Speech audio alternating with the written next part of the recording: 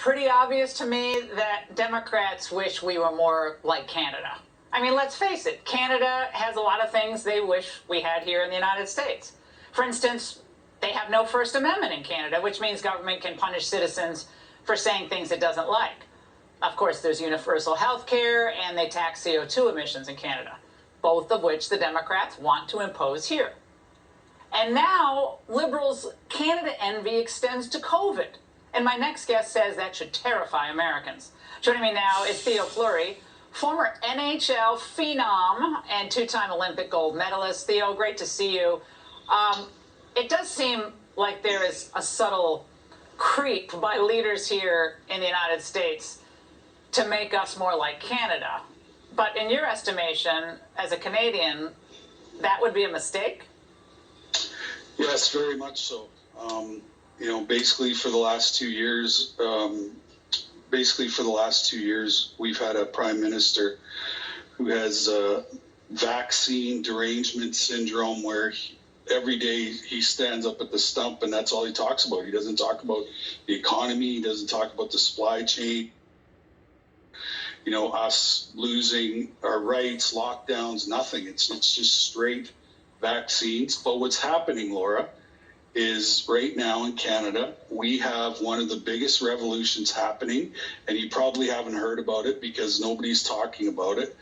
But right now there's 50,000 truckers and about 1.4 million people headed to the Parliament in Ottawa, and they're going to stay there until Trudeau resigns or they give us back all of our freedoms and rights. When you separate people, it's easy to create power through separation. But like I said, what we're seeing in the country right now with these truckers, and it honestly, it has ignited the whole entire country of Canada. And I know that, I've been spending a lot of time on social media helping, promote the truckers and getting their word out and all of that. And so even I, big tough hockey player, have, shed a few tears because I haven't seen my country this behind something and this excited about something in a very, very, very long time. So hopefully, it takes a lot to Theo, it takes a lot to get the Canadians angry. I mean, it's like the Minnesota nice, and if Minnesota is nice, Canada is like jubilant all the time because it's not a protest culture in Canada, correct?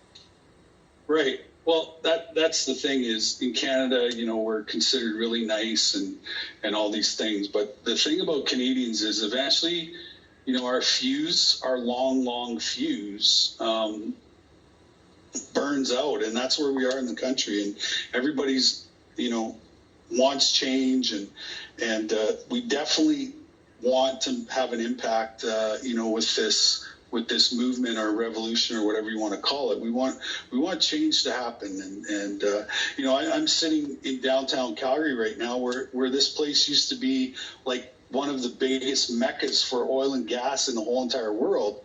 And, 30% of the office or 30% of the office space is filled and the rest is empty. And so, we went from this incredibly bustling, amazing place to, people are losing their jobs. We've had a lockdown. We've had all these things. Horrific.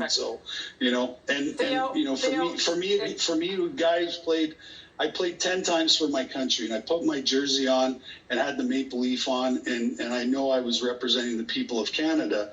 And I can tell you that what is happening in the country right now is it's way bigger than that. And that's why I've loaned my name to this, because I'm a patriot and I like my freedom and I want my freedom back. And so do the majority of Canadians. We don't want government no longer involved in our lives. And what's happening is... This is a warning. Yeah. Theo, we got to roll, but this is a warning to Americans who are sitting by idly, who say, I can't fight, I'm too scared. Your message to them is you have no other choice but to stand and speak the truth on this. And we really appreciate your voice. And we wish all the truckers, everyone supporting them on this supply chain issue and all the rest, the best of luck. Thank you.